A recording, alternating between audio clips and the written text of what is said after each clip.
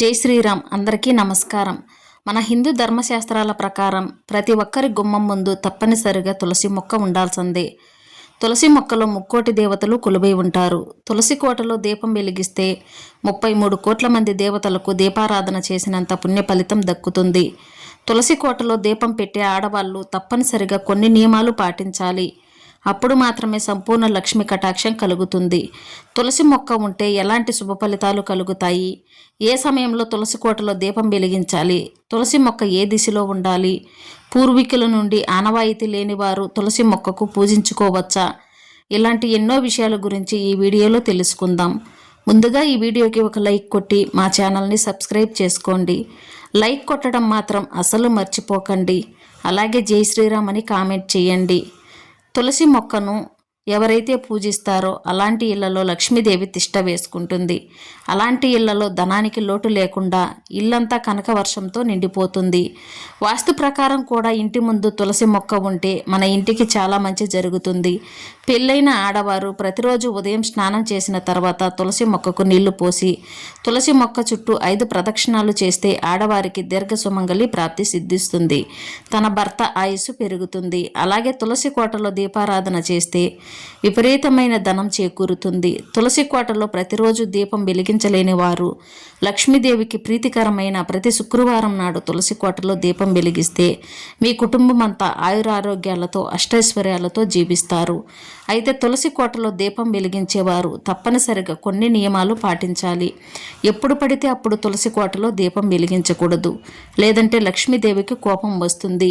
ఇంట్లో ఆర్థిక సమస్యలు తలెత్తుతాయి. ప్రతిరోజు ఉదయం స్నానం చేసిన తర్వాత సూర్యుడు రాకముందే తులసి కోటలో దీపం పెట్టేయాలి. అలాగే సాయంత్రం దీపారాధన చేసేవారు సూర్యుడు అస్తమించిన తర్వాత తులసి కోటలో దీపం వెలిగించాలి. తులసి కోటలో దీపం వెలిగించేవారు ఆవు నెయ్యితో దీపారాధన చేస్తే చాలా మంచిది. ఆవు నెయ్యితో దీపం వెలిగిస్తే లక్ష్మీదేవి అనుగ్రహాన్ని త్వరగా పొందవచ్చు. కుటుంబంలో ఎలాంటి సమస్యలు ఏర్పడకుండా లక్ష్మీదేవి మన ఇంటిని రక్షిస్తుంది. మనలో చాలామంది తెల్లవారుజామునే తులసి కోటలో దీపారాధన చేస్తారు. అయితే ఉదయం వెలిగించే దీపానికన్నా సాయంత్రం సమయంలో దీపం వెలిగిస్తే రెట్టింపు పుణ్య ఫలితం లభిస్తుంది. కాబట్టి సాయంత్రం సమయంలో ఎవరైతే తులసి కోటలో దీపాన్ని వెలిగిస్తారో అలాంటి కుటుంబాలు జీవితంలో ఎప్పుడూ చూడని ఐశ్వర్యాన్ని పొందుతారు. ఎంతో అదృష్టం ఉంటే కానీ తులసి కోటలో దీపారాధన చేయలేము. తులసి కోటలో ఒక చిన్న దీపం వెలిగిస్తే ఆర్థిక సమస్యలన్నీ వెంటనే తొలగిపోతాయి. అలాగే సమస్త పాపాలన్నీ తొలగిపోయి మోక్షం లభిస్తుంది. మరణాంతరం స్వర్గానికి చేరుతారట. కాబట్టి ఒక మనిషి మరణించిన తర్వాత కూడా నోట్లో తులసి ఆకులను పెడతారు. మన హిందూ పురాణాల ప్రకారం తులసి కోటలో పిండి దీపం వెలిగిస్తే 1,000,000 జన్మల పుణ్య ఫలితం లభిస్తుంది. బియ్యం పిండిలో కొన్ని పాలు పోసి ఒక చిన్న పిండి ప్రమిదాన్ని తయారు చేసుకొని తులసి కోటలో పిండి దీపం వెలిగిస్తే లక్ష్మీదేవి ఎంతో సంతోషించి మీ ఇంటిపై కనక వర్షాన్ని కురిపిస్తుంది.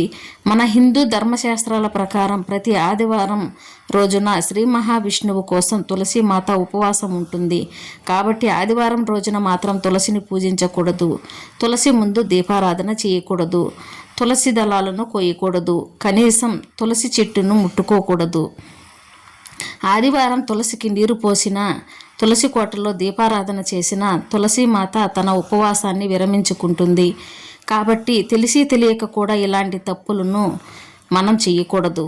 అయితే తులసి కోటలో దీపం వెలిగించేటప్పుడు తులసి ముందు కొన్ని అక్షింతలను పోసి ఆ అక్షింతలపైన దీపం వెలిగిస్తే లక్ష్మీదేవి అనుగ్రహాన్ని త్వరగా పొందవచ్చు. అక్షింతలపైన దీపాన్ని వెలిగిస్తే కోరిన కోరికలన్నీ త్వరగా నెరవేరుతాయి. అలాగే నరదృష్టి సమస్యలతో బాధపడేవారు 7 తులసి ఆకులను తీసుకొని దిష్టి తగిలిన వ్యక్తికి దిష్టి తీయండి. భయంకరమైన దిష్టి సమస్యలన్నీ తొలగిపోతాయి. అలాగే భయంకరమైన పీడకలలు వస్తుంటే రాత్రి నిద్రపోయే ముందు మీ దిండి కింద తులసి ఆకులు పెట్టుకోండి. ప్రశాంతమైన నిద్ర పడుతుంది. అదేవిధంగా ప్రతి ఒక్కరూ తప్పనిసరిగా తులసి కోటలో ఒక చిన్న దీపాన్ని పెట్టుకోవాలి. అలాగే ఒక చిన్న రాయిని పెట్టుకోవాలి. శ్రీకృష్ణుని రూపంగా ఆ రాయిని పూజించాలి. అదేవిధంగా ఒక చిన్న శివలింగాన్ని కూడా తులసి కోటలో ఏర్పాటు చేసుకోవచ్చు.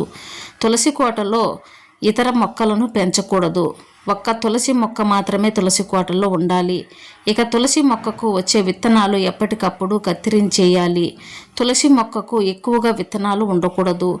ఒకవేళ ఉంటే మాత్రం ఆ ఇంటి ఇల్లాలకి తలనొప్పి సమస్యలు ఏర్పడతాయి. ఇక వాస్తుశాస్త్రం ప్రకారం తూర్పు దిశలో కానీ, ఉత్తర దిశలో కానీ, ఈశాన్య దిశలో కానీ తులసి మొక్కను పెట్టుకోవాలి. విశేషంగా ప్రతి శనివారం నాడు వెంకటేశ్వర స్వామినికి తులసి దళాలతో పూజిస్తే ఇక మీ జన్మ ధన్యమైపోయినట్లే. ఆ వెంకన్న అనుగ్రహంతో మీ కష్టాలన్నీ వెంటనే తీరిపోతాయి. అలాగే వెంకటేశ్వర స్వామి దేవాలయానికి వెళ్ళినప్పుడు స్వామివారికి ఒక తులసి మాలను సమర్పించండి. శ్రీవారి అనుగ్రహం తప్పకుండా కలుగుతుంది. ఒక్కోసారి మనం ఎన్ని జాగ్రత్తలు తీసుకున్నా తులసి మొక్క ఉన్నట్టుండి వాడిపోతుంది.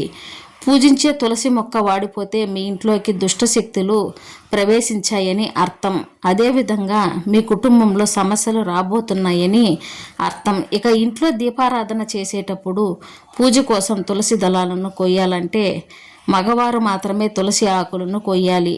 అయితే ఎట్టి పరిస్థితుల్లోనూ పెళ్ళైన ఆడవారు తులసి ఆకులను కొయ్యకూడదు. ఇక ఎలాంటి ఆచారాలు లేకపోయినా సరే తులసిని పూజించుకోవచ్చు. మీ పూర్వీకుల నుండి ఆనవాయితీ లేకపోయినా తులసి కోటలో దీపారాధన చేసుకోవచ్చు. శాస్త్రం ప్రకారం తులసిని పూజించటానికి ఎలాంటి పట్టింపులు ఉండవు. ఇక సైన్స్ ప్రకారం చూసుకుంటే ప్రతిరోజు తులసి కోటలో దీపారాధన చేస్తే ఆ దీపం నుండి వచ్చే వేడి తులసి మొక్కకు తగులుతుంది. ఆ వేడికి తులసి మొక్క నుండి కొన్ని ఆయుర్వేద సుగుణాలను బయటకు విడుదలవుతాయి. ఆ గాలిని మనం పీల్చడం ద్వారా మంచి ఆరోగ్యం లభిస్తుంది. ఈ విధంగా తులసి మొక్కను క్రమం తప్పకుండా పూజిస్తే మీ ఇంట్లో లక్ష్మీదేవి స్థిర నివాసం ఉంటుంది. జై శ్రీరామ్.